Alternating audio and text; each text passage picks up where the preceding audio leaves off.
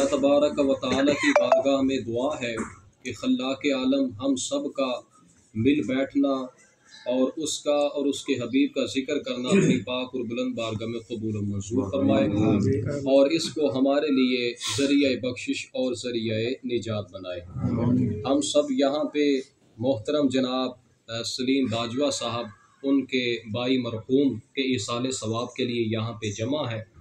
अल्लाह पाक हमारे सलीम साहब के भाई जान की बख्शिश और मग़फ़िरत फरमाए और उनकी कब्र की आखिरत की मंजिलें आसान फरमाए और उनको जन्नतुल फिरदौस में आला मकाम अता फरमाए।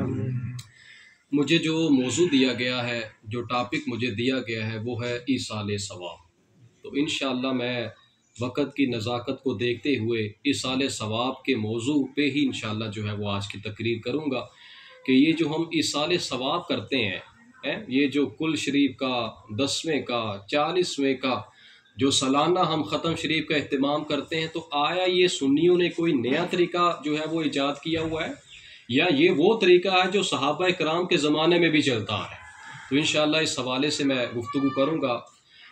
नबी दो आलम सरवर दो आलम सल्लल्लाहु अलैहि वसल्लम की हदीस मुबारका है। आक़ा मदीना सल्लल्लाहु अलैहि वसल्लम इरशाद फरमाते हैं कि जब इंसान का इस दुनिया से खातिमा हो जाता है, जब इंसान इस दुनिया से कब्र के अंदर चला जाता है, फरमाया उसके आमाल का सिलसिला मुनक़ते हो जाता है, ख़त्म हो जाता है।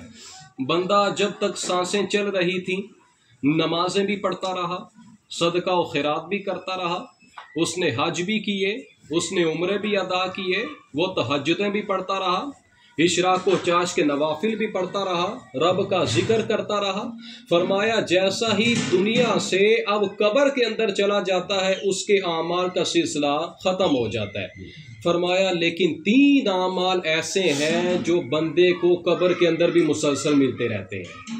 पहले नंबर पे नबी पाक सल्लल्लाहु अलैहि वसल्लम ने इरशाद फरमाया वालदुन सालेह, नेक औलाद। फरमाया अगर इस मरने वाले ने अपने मरने से पहले नेक औलाद छोड़ी है, किसी बच्चे को जो है वो हिफ्ज़ करवा दिया या किसी बच्चे को दर्स निज़ामी के लिए जामिया के अंदर दाखिला दिलवा दिया है, अपनी औलाद को नेक तरबियत कर दी, अपनी औलाद को जो है वो अच्छे काम की तरफ लगा दिया। अब जब तक उसका बच्चा कुरान की किरात करता रहेगा, जब तक उसका बच्चा काला काला रसूलुल्लाह की सदाएं बुलंद करता रहेगा, फरमाया कब्र के अंदर मुर्दे को इसका सवा मुसलसल पहुंचता रहेगा। तो पहले नंबर पे इरशाद फरमाया वालदुन सालेह, नेक औलाद। तो इस पे हमें जो सीखने को मिला वो ये है कि हमें कोशिश करनी चाहिए कि अपने घर में से कम से कम एक औलाद को हमें दीन के नाम पे वक़फ़ कर देना चाहिए। यकीन जानिए हालात कुछ इस तरह के आ चुके हैं कि हम लोग करते क्या है कि अपनी सारी औलाद को दुनिया सिखाने के अंदर मसरूफ़ है, लेकिन हम जिस बच्चे को डॉक्टर बना रहे हैं, जिस बच्चे को इंजीनियर बना रहे हैं, बड़ी अच्छी बात है, लेकिन साथ साथ इसकी दीनी तरबियत भी बहुत ज़रूरी है। हमने बहुत सारे ऐसे देखे, यकीन जाने कि वालिद का जनाजा सामने पड़ा है लेकिन औलाद को जनाजा पढ़ना नहीं आता है। वालिद की मैयत सामने पड़ी है लेकिन हक तो ये था कि औलाद गुस्ल देती, लेकिन औलाद गुस्ल क्या दे, उसने तो सारी जिंदगी दुनिया सीखी है, वो सारी जिंदगी जो है वो दुनिया कमाने में लगा रहा, उसने क्या गुस्ल देना है। तो इसलिए हमें चाहिए कि कम से कम एक औलाद यकीन जाने ऐसी होनी चाहिए, ऐसी छोड़ के जाए कि कल को खड़े होकर हमारी कब्र पे सूरह यासीन तो सही पढ़ सके वो है। दूसरे नंबर पे आका करीम अलैहिस्सलाम ने इरशाद फरमाया सदका जारिया। बंदे ने दुनिया के अंदर रहते हुए बच्चों के मदरसे पढ़ने के लिए, कुरान पढ़ने के लिए मदरसा बना दिया, या फिर मुसलमानों की नमाज पढ़ने के लिए मस्जिद बना दी, या फिर बच्चों के दर्स निज़ामी के लिए कोई जामिया बना दिया, या मुसलमानों के पानी पीने के लिए कोई जो है वो उसने ऐसा बंदोबस्त कर दिया, पानी पीने का फिल्टर बना दिया। अब जब तक बच्चे उस मदरसे के अंदर रब का कुरान पढ़ते रहेंगे, जब तक बच्चे उस जामिया के अंदर काला काला रसूलुल्लाह की सदाएं बुलंद करते रहेंगे, और जब तक मुसलमान उस मस्जिद के अंदर नमाजें अदा करते रहेंगे, और जब तक मुसलमान उस फिल्टर से पानी पीते रहेंगे, फरमाया मुर्दे को कब्र के अंदर इसका मुसलसल सवाब मिलता रहेगा। तो ये ज़रूरी नहीं है आप कहेंगे भाई आज के दौर के अंदर मतलब मदरसा बनाना या जामिया या मस्जिद बनाना उसके लिए तो करोड़ों अखराजात चाहिए। फरमाया नबी पाक अलैहिस्सलाम इरशाद फरमाते हैं मम बना लिल्लाहि मस्जिदन बनल्लाहु लहु बैतन फिल जन्ना औ कमा काल अलैहिस्सलाम। नबी पाक अलैहिस्सलाम फरमाते हैं जिसने रब की रिजा के लिए चिड़िया के घोंसले के बराबर मस्जिद बनाई अल्लाह उसके लिए जन्नत के अंदर घर बनाएगा। अब देखें कोई बड़ी मस्जिद नहीं बनाना जरूरी है, कोई मस्जिद तमीर करने से मुराद ये है कि हमारे कम अज कम कुछ पैसे वहां पे लग जाए, हमारे तामीर के अंदर कुछ हिस्सा हमारा मिल जाए तो ये भी मस्जिद बनाने के अंदर ही आ जाता है।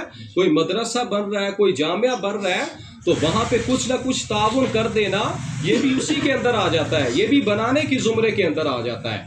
तो दूसरे नंबर पे आका करीम अलैहिस्सलाम ने शाह फरमाया कि सदका जारिया जिसका सवाब मुर्दे को कब्र में मुसलसल मिलता रहेगा।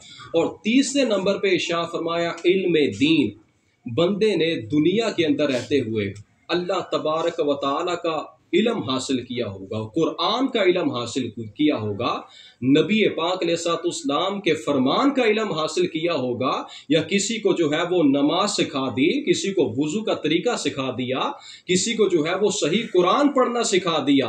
अब जब तक वो कुरान पढ़ता रहेगा, जब तक वो वुजू करके नमाजें अदा करता रहेगा, फरमाया मुर्दे को कब्र के अंदर इसका मुसलसल सवाब पहुंचता रहेगा। तो ये ईसाले सवाब ये आज 1400 साल के बाद नया तरीका नहीं है, ये तो नबी पाक अलैहिस्सलाम के जमाने से चलता आ रहा है। इसमें मैं मजीद एक और रिवायत जो है वो ऐड करूंगा बीच में। नबी पाक अलैहिस्सलाम के बहुत प्यारे सहाबी हैं हजरत साद रदी अल्लाह ताला अन्हु। इनकी वालदा का इंतकाल हो गया। अब इनकी वालदा कोई ऐसी थोड़ी थी कि वो नमाजें नहीं पढ़ती थी, रोज़े नहीं रखती थी, तस्बीह नहीं पढ़ा करती थी, बड़ी नेक नमाजी थी। अब ये नबी पाक अलैहिस्सलाम की बारगाह में आए और आके अर्ज़ गुजार हुए, या रसूल अल्लाह मेरी वालदा का इंतकाल हो गया है। फरमाया या रसूल अल्लाह मेरी वालदा जब तक हयात थी वो नमाजें भी पढ़ती रही हैं, सदका व खैरात भी करती रही हैं, हज भी किया है, उम्र भी अदा किए हैं, तस्बीहां भी पढ़ती रही है।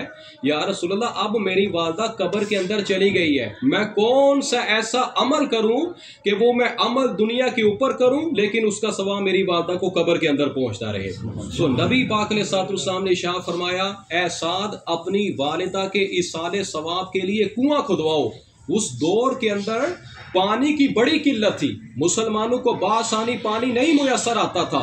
तो नबी पाक अलैहिस्सलाम ने शाह फरमाया, ए साद अपनी वालदा के इसाले सवाब के लिए कुआं खुदवाओ कि जब तक मुसलमान उस कुएं से पानी पीते रहेंगे, ए साद तेरी वालदा को कब्र के अंदर इसका सवाब पहुंचता। तो इसी तरह ये जो हम इसाले सवाब करते हैं, यहाँ पे बैठते हैं, देखिए यहाँ पे जो काम किया जाता है, आप सब माशाल्लाह बाशऊर है, नाशरी पढ़ी गई है, ये कोई गैर का नाम तो नहीं लिया हमने, कुरान पाक की तिलावत की गई है, माशाल्लाह सामने नाशरी पढ़ी है। अब जो बयान हो रहा है इसके अंदर अल्लाह उसके रसूल की बातें ही हो रही हैं भाई, कोई गैर थोड़ा हम काम कर रहे हैं, किसी गैर का थोड़ी नाम ले रहे हैं।